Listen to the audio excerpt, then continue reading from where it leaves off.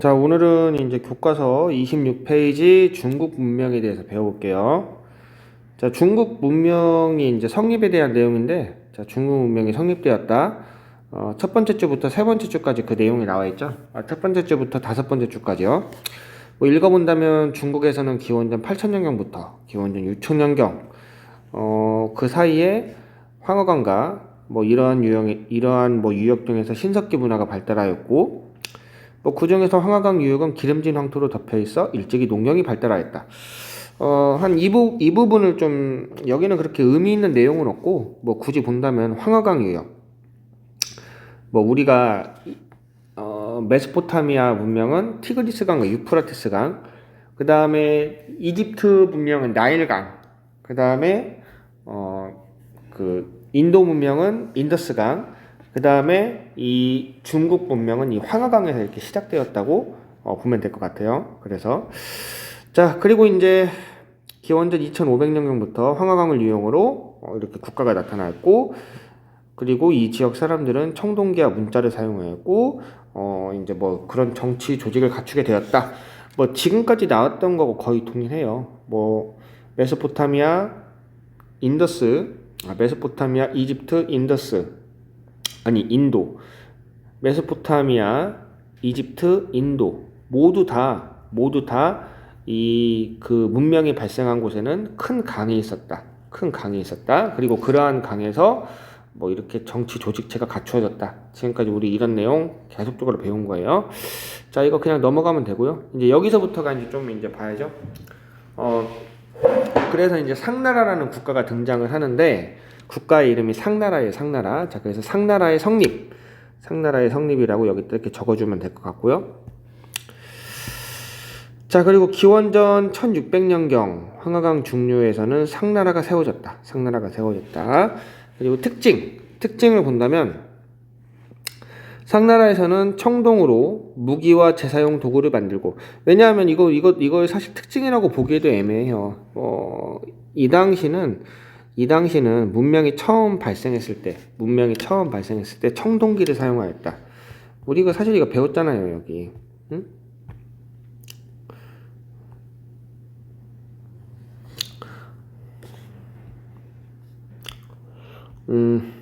청동제 무기를 사용했다. 이거 우리 그때 배웠었죠? 자, 이거 뭐 그냥 넘어가면 되고. 자, 청동으로 뭐 이렇게 무기와 제사용 도구를 만들었다. 여기 이제 제사용 도구 나와 있네요. 여기 나와 있고, 그 다음에 뭐 석기와 나무로 농기구를 제작했다. 이건 청동기 시대 특징이에요. 이거는 청동기 시대. 이 청동기 시대는 청동이라는 재료가, 이 청동의 재료가 구하기도 어렵고 설사 구한다고 해도 만들기도 어렵기 때문에, 이 청동이라는 거는 주로 무기, 그리고 자사용 도구, 장식품 이런 것에만 쓰고, 일상생활에서 쓰는 농기구 같은 거는 석기, 나무로 보통 제작을 했다고 해요. 자, 그래서 여기 이렇게 보면 되고, 제사용 도구를 만들고 석기와 나무로 농기구를 제작하였다. 그 다음 또한 해와 달의 움직임을 관찰하여 태음력을 만들었으며, 여기 중국 상나라에서는 태음력을 썼네요. 태음력을 만들었고 저수지를 축조하였다. 이러한 일들은 제사와 농사에 도움이 되었다. 자, 여기까지는 그냥 보면 되고, 좀 주의 깊게 봐야 될 거는 태음력을 사용하였다. 사실 여기까지는 그냥 일상적으로 보면 되는 내용이고, 이제 중국 상나라에서 가장 핵심은 이 각골문자라는 거거든요. 각골문자. 그래서 중국 상나라에서 가장 특징은 이 각골문자가 핵심인데, 자, 한편 이거 한번 볼게요. 상나라의 왕은 전쟁이나 제사 등 나라에 중요한 일이 있을 때 점을 쳐서 결정하였다. 이제 이게 중요하네요, 이거. 상나라의 왕은 나라에 중요한 일이 있을 때 점을 쳐서 결정하였대요. 점을 친 내용과 결과는 거북이의 배딱지, 동물의 뼈에 기록하였다. 이를 각골문자라고 한다. 자, 그래가지고 여기 나와 있죠.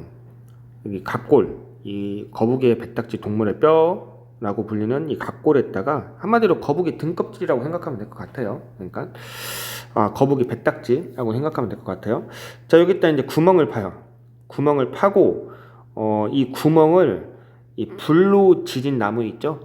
불로 지진 나무에다가 이 나무를 불로 지져가지고 그 나무를 구멍에다 집어 넣는 거예요.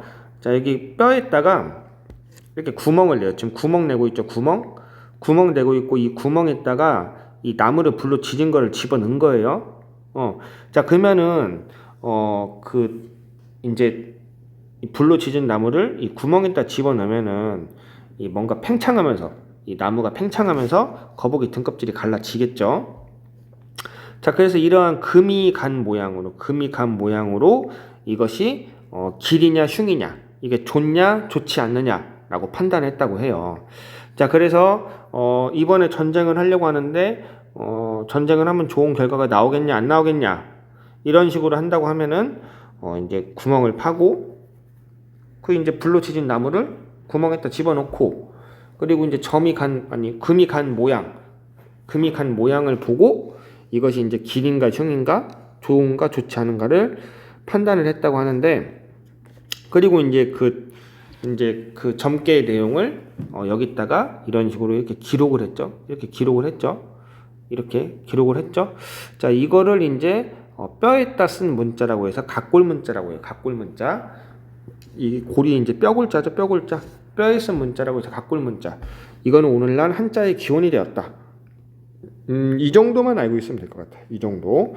자, 여기서 가장 중요한 거, 중국 상나라의 왕은 좀 특이하게 보통 이러한 전쟁이나 제사 같은 경우는 신하들하고 논의를 하잖아요. 근데 이 중국 상나라의 왕은 전쟁이나 제사를 점을 쳐서 결정하였대요. 점을 쳐서 결정하였다. 그리고 점을 치는 방법은 여기에 이렇게 잘 나와 있죠. 점을 치는 방법은 이렇게 잘 나와 있죠. 이렇게 잘 나와 있고, 그리고 이제 이렇게 점을 치고 여기다 적은 문자를 각골문자라고 한다. 각골문자. 그리고 이 문자는 오늘날 한자의 기원이 되었다.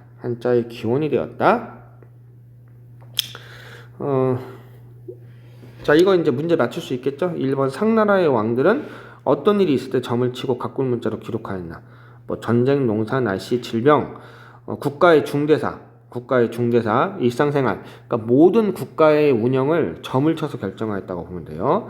자, 그래서 국가의 중대사, 일상생활과 관련된 문제로 점을 쳤다. 이거 그냥 그대로 적으면 됩니다. 자, 그러면은 이거 우리 한자 시간에 다 배운 거죠. 알맞은 한자를 써보고 각골문자의 의미는 각골문자는 오늘날 한자의 기원이 되었다는 것. 여기 아까 배웠죠? 오늘날 한자의 기원이 되었다. 이거 우리 배웠죠? 이거 그냥 그대로 적어주면 됩니다. 자, 여기까지 이제 중국 상나라. 그래서 중국 상나라는 왕이 점을 쳐서 국가의 모든 걸 결정하였다. 그리고 이 점을 치는 과정에서 내용과 결과를 기록한 게 각골문자고, 이것이 오늘날 한자의 기원이 되었다는 것. 이것만 우리가 자세히 기억합시다. 자, 그 다음에 이제 주나라. 이제 상나라가 멸망하고 이제 주나라가 들어섰는데, 상나라의 서쪽에서 일어난 주나라는 이제 상나라를 무너뜨리고 황하강 지역의 새로운 주인이 되었다. 자, 이제 여기서부터 중요한데, 여기 이제 봉건제 실시라고 적어주면 됩니다. 봉건제 실시. 이 봉건제 실시에 대한 내용은 운영가, 그리고 이후에 봉건제가 붕괴되었다. 그 두 가지 내용으로 나눠볼 수 있는데, 여기다 봉건제 실시, 그래서 동그라미 1번 운영이라고 적어주면 되고요. 이 주나라가 넓어진 영토를 효과적으로 다스리기 위한 방법이 무엇일까 고민을 많이 했대요. 이전에 상나라 같이 무너지지 말고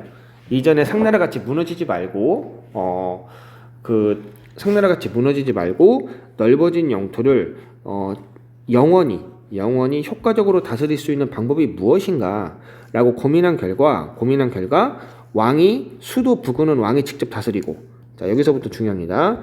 수도 부근은 왕이 직접 다스리고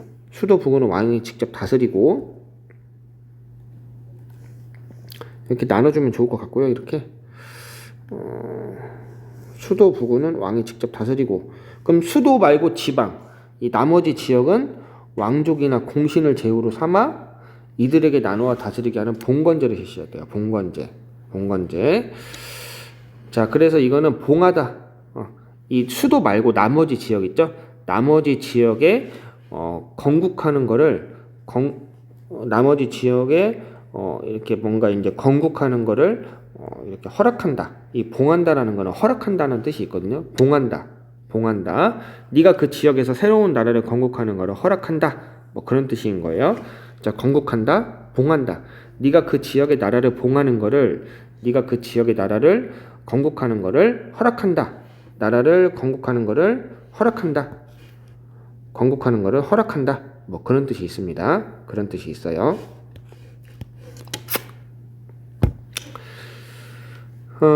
자, 그래서 이제 이 제도에 따라 여기 나와 있죠. 제후는 지급받은 토지에서 사실상 왕과 같은 권력을 누렸다. 그러니까 그 지역에서는 왕이나 다름없다는 거예요. 그래서 주나라가 있고, 그리고 나머지 지역은 이러한 나머지 지역은 여러 가지 나머지 지역은 제후들이 이 땅에서 새로운 나라를 건국해서 다스리는 것을 허락을 한다. 이제 그런 뜻인데, 그래서 제나라, 연나라, 위나라, 다양한 나라들을 다스리는 거를, 왕족이나 공신들이 다양한 나라를 다스리는 거를 허락하는 걸 봉건제라고 하는데, 자, 그러면은 이 제도에 따라서 제후는 지급받은 토지에서 왕과 같은 권력을 누렸다. 그리고 그 대신 제후는 주나라 왕실을 받들면서 세금이나 특산물을 바쳤고, 적과 싸울 때는 군사를 보내주었다. 그러니까 제후들이 이러한 여러 지역에서 나라를 세워서 다스리는 대신 참고로 왕이나 공신들이 왕이 허락한 범위 내에서 왕이 허락한 왕족이나 공신들이 왕이 허락한 범위 내에서 나라를 세우고 다스렸다는 거죠. 그리고 제후는 세금이나 특산물을 바쳐야겠죠. 세금이나 특산물을 바쳐야 되고, 적과 싸울 때는 이제 군사를 보내줬고요. 자, 그러니까 여기 제후 왕이 있고 그 아래 제후가 있잖아요. 제후.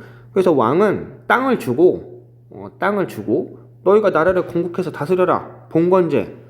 너희가 나라를 건국해서 다스려라 하고, 대신 제후 너희들은 나한테 세금, 그 다음에 군역, 즉 아까 말했죠? 그 적과 싸울 때 군사를 보내줘야 되는 거. 주나라 왕실이 적과 싸울 때 군사를 보내줘야 되는 거예요.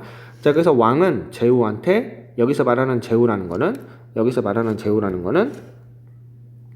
말했죠 아까, 왕족이나 공신을 말하는 거고요. 자, 왕족이나 공신을 말하는 거고요. 그리고 이제 제후는 대신 왕한테 세금을 바치고, 그리고 주나라 왕실이 위험할 때 군사를 보내는 이러한 충성의 의무가 있었습니다. 자, 서로 주고받은 내용에 대해서 잘 기억하야죠. 별로 어려운 내용 아니에요. 왕은 제후들한테 땅을 주고, 그리고 제후들은 왕한테 충성을 바치고, 그 충성이라는 거는 세금과 군역을 말하는 거고요. 자, 근데 이 봉건제 약점이 있죠. 시간이 지나면은 이 혈연관계가 느슨해진다는 거. 자, 여러분들도 친척들이 있잖아요. 친척들이 있는데 그 친척들이 100년, 200년, 300년, 400년, 500년 지나면은 친척들 간의 관계가 약해질 수밖에 없죠. 여러분들이 지금은 뭐 사촌동생하고 친하게 지낸다고 생각해봐요. 사촌동생도 필요 없다. 여러분들의 친동생이 있다고 생각해봐요. 여러분들의 친동생. 그러면은 이제 성인이 되면은 그 동생도 결혼해서 아이를 낳을 거고, 그리고 여러분들도 결혼해서 아이를 낳을 거 아니에요. 그래서 뭐 그 아이들끼리 교류가 있겠죠. 그리고 그 아이들은 또 아이를 낳고, 이런 식으로 100년, 200년 지나다 보면은 혈연관계가 느슨해진단 말이에요. 혈연관계가 느슨해지기 때문에 이 혈연관계를 바탕으로 한 봉건제, 이게 봉건제 약점이 될 수밖에 없겠죠. 왜냐하면은 주로 왕족을 보냈다고 했잖아요. 왕족. 물론 공신도 가긴 갔지만 주로 공신보다는 왕족들이 많이 갔기 때문에 혈연 관계가 느슨해지면서 내가 굳이 주나라 왕실을 위해서 싸울 필요가 없다라고 생각을 하게 된 거예요. 자, 그래서 왕실의 권위가 약해지면서 이제 제후들은 독자적인 세력으로 성장하였다. 자, 그래서 이러한 가운데 이제 쇠퇴하기 시작합니다. 이 봉건제가 붕괴되기 시작하면서 이러한 가운데 기원전 8세기경 서북 쪽의 유목민족이 침입해 오자 추도를 서쪽에서 동쪽으로 옮겼다. 이 서북 쪽의 유목민족을 제대로 막지 못했나 봐요. 이 서북 쪽의 유목민족이 쳐들어 왔는데 이때도 사실 좀 전설이 전해져 오는 게 전설이라기보단 전해져 오는 이야기가 있는데 이 당시 이제 주나라 왕이 그 포사라는 미녀한테 빠졌나 봐요. 어쨌든 주나라 왕이 이때 포사라는 미녀한테 빠졌는데 이제 그 미녀가 웃지를 않아요. 왕이 너무 좋아하는 미녀인데 웃질 않으니까 도대체 네가 웃을 수 있는 방법이 무엇이냐 라고 하는데도 이렇게 자기도 방법을 모르겠대요. 근데 이제 자기는 이제 비단 찢는 소리는 좀 좋아한다 라고 말하니까 이 나라에 있는 모든 비단을 다 끌어들여 가지고 비단을 다 찢었는데 그 비단 찢는 소리 들을 때 약간 이제 입만 실룩거리고 웃질 않는 거예요. 자, 이제 그래 가지고 이래도 웃지 않는구나, 어떻게 해야 되는가 라고 생각을 하다가 어느 날 이제 그 봉화 알죠? 봉화? 적들이 쳐들어오면은 불을 피는 거 있잖아요. 적들이 쳐들어오면은 이게 불을 펴가지고 신호를 보내는 거 있잖아요. 자, 그래서 이제 적들이 쳐들어왔다고 하면서 봉화를 울렸어요. 이제 불을 핀 거예요. 그래서 봉화를 이렇게 올렸는데 불을 피웠는데, 자, 이거를 보고 이제 왕도 놀라고 그리고 신하들도 놀라고, 그래서 신하들이 왕을 위해서 헐레벌떡 뛰어왔어요. 어떤 신하는 신발도 못 신을 정도로 급하게 뛰어왔어요. 근데 모습이 우스웠겠죠. 신발도 제대로 못 신고 그 다음에 옷도 제대로 못 입은 상태에서 왕을 보호하겠다는 일념으로 신하들이 뛰어왔단 말이에요. 자, 근데 포사가 그 모습을 보고, 주나라 왕이 총애하는 미녀 포사가 그 모습을 보고 웃기 시작한 거예요. 자, 그래서 왕을 위해서 달려온 신하들은 매우 자존심이 상했겠죠. 우리가 왕을 위해서 달려왔는데 겨우 왕의 후궁 따위가 우리를 보고 웃어? 상당히 자존심에 상처를 입었겠죠. 근데 또 주나라 왕은 그 자기를 위해 달려온 신하들을 위로해야 되는데 위로는커녕 그 자기가 총애하는 포사라는 미녀가 웃고 있으니까 매우 즐거워했대요. 자, 그래가지고 주나라 왕이 총애하는 포사가 웃는 것을 보고 왕이 일부러 이런 짓을 몇 번 했대요. 즉 봉화에 불을 피우고 그러면 적들이 쳐들어오는 줄 알고 오해해가지고 신하들은 막 달려오고, 이러한 행동을 몇 번 하니까 막상 진짜로 이렇게 적이 쳐들어왔는데 아무도 달려오지 않았대요. 이번에도 거짓말이겠지라고 하면서. 자, 그래가지고 적들의 침입에 아무런 대응을 하지 못하고 궁궐은 불타고 이때 주나라 왕은 적의 칼을 맞아 죽었다고 합니다. 자, 그래서 이제 수도를 서쪽에서 동쪽으로 옮겼다. 서쪽의 호경에서 동쪽의 나급으로 옮겼다. 여기 보면 나와 있죠? 여기 서쪽의 호경에서 동쪽의 나급으로 수도를 옮겼다고 나와 있죠. 자, 이후 이제 주나라 왕실의 권위는 당연히 나빠졌겠죠. 적들의 칼에 왕이 맞아 죽었는데, 그 왕이 적들의 칼에 맞아 죽은 이유가 포사라는 미녀를 웃게 하기 위해서, 이런 행동을 했다는 거. 자, 그래서 제후들은 더욱더 왕을 무시하고 사회는 혼란에 빠졌죠. 자, 그래서 이제 여기 이제 내용을 정리해 본다면 26페이지 핵심 내용은 물론 다 봐야겠지만 핵심 내용은 이 각골문자라는 거, 그리고 모든 국가의 중대사를 점을 쳐서 결정을 했다는 거, 그리고 이것이 각골문자가 한자의 기원이 되었다는 거, 이거 대단히 중요하고요. 주나라에서는 봉건제라는 걸 실시했다. 봉건제는 혈연관계에 기반을 한 거예요. 혈연관계. 이 주나라의 봉건제는 혈연관계에 기반을 한 거로서 수도 부근은 왕이 다스리고 왕의 동생, 왕의 조카, 그러한 사람들한테 다른 땅을 준 다음에 이러한 여러 가지 땅을 주고 알아서 가서 다스려. 대신 나한테 충성을 바쳐. 그 충성이라는 거는 세금, 이런 특산물, 그리고 내가 위험할 때 군사를 보내주고 이런 거. 근데 이 봉건제의 약점, 혈연관계로 맺어졌기 때문에 끈끈한 것처럼 보일 수도 있는데, 혈연관계로 맺어진 거라 끈끈한 것처럼 보여질 수도 있는데, 시간이 지나면 지날수록 혈연관계가 당연히 느슨해진다는 이 치명적인 약점이 있었기 때문에 이 끈끈한 혈연관계가 점차 느슨해지겠죠? 그러면은 굳이 주나라 왕실한테 충성을 왜 해요? 충성을 할 이유가 없잖아요. 끈끈한 혈연관계가 이제 느슨해지다 보니까. 왜냐면 100년, 200년, 300년, 400년이 지나면 당연히 느슨해지겠죠. 그래서 친한 친구만도 못한 사이가 되는 거잖아요. 그렇죠? 자, 이러한 가운데 또 주나라 왕이 포산하는 민해를 웃게 하기 위해서 뻘짓을 했고, 자, 그래서 적들의 침입을 제대로 막지 못하면서 수도를 서쪽에서 이렇게 동쪽으로 옮겼고 주나라 왕실의 권위는 더욱더 개판이 되었다는 거.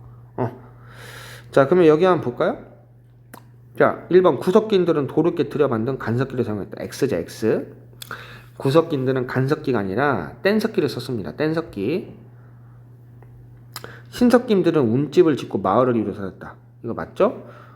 신석기인들은 여러분들 경제생활이 뭐 채집과 사냥 위주에서 이제 뭐 목축, 농사 그런 걸로 이제 되게 되었고, 그래서 이제 이동할 필요가 없으니까 정착을 하게 되면서 움집이라는 집을 만들게 되었죠. 자, 그 다음 3번. 이거는 당연한 거죠. 큰 강 유역, 메소포타미아, 유프라테스강, 티그리스강, 그 다음에 이집트, 나일강, 그 다음에 인도 문명, 인더스강, 중국 황하강, 이런 거. 자, 수메르인은 현재 삶보다 죽은 후의 세계를 중시했다. X자, X. 여유가 없어요. 이 수메르 메소포타미아 지역이잖아요. 뻥 뚫린 개방된 지형으로서 적들의 침입이 많았다. 매일매일 적들의 침입이 있었다. 그러니까 죽은 이후의 세계를 생각할 여유가 없었죠. 오늘은 적들의 침입이면 어디로 피해 있을까? 어떻게 도망갈까? 그런 것만 생각하니까 하루하루 그것만 생각하다 보니까 이 죽은 이후의 세계를 생각할 여유조차 없는 거예요. X입니다. X. 이거는 이집트에 해당하는 거죠. 이집트가 죽은 후의 세계를 생각했다는 거. 자, 5번. 이집트인은 상형문자와 십진법을 사용하였다. 이거 동그라미. 수메르인은 쐐기문자. 뭐 모르겠으면 앞글자 따서 외워요. 이집트 이상, 이집트 이상 이런 식으로 앞글자 따서 외우고요. 수메르는 여러분들 쐐기문자라고 선생님하고 배웠잖아요. 여기 수메르 여기 쐐기문자라고 배웠죠. 이집트 상형문자 이상. 자, 인도 문명에서는 지구라트. 이거는 인도 문명이 아니라 메소포타미아 문명이죠. 그 다음에 주나라는 영토를 효과적으로 다스리기에 봉건제 실시했다. 이것도 맞는데 봉건제의 치명적인 약점. 그러니까 봉건제라는 거는 끈끈한 혈연관계를 바탕으로 이제 성립이 된 거죠. 근데 끈끈한 혈연관계의 약점. 시간이 지나면 혈연관계가 느슨해진다. 굳이 충성할 필요를 그래서 찾을 수가 없다. 자, 그래서 혈연관계가 느슨해지면서 약점이 보이기 시작했는데 이제 더군다나 그 주나라 왕의 그러한 포사라는 민회를 위한 뻘짓 그런 것으로 인해서 봉건제는 더욱더 약화되었다. 어찌됐든 간에 이거 봉건제 실시했다. 동그라미 맞네요. 자, 그러면 오늘은 여기까지 하고요. 자, 여러분들 고생하셨습니다.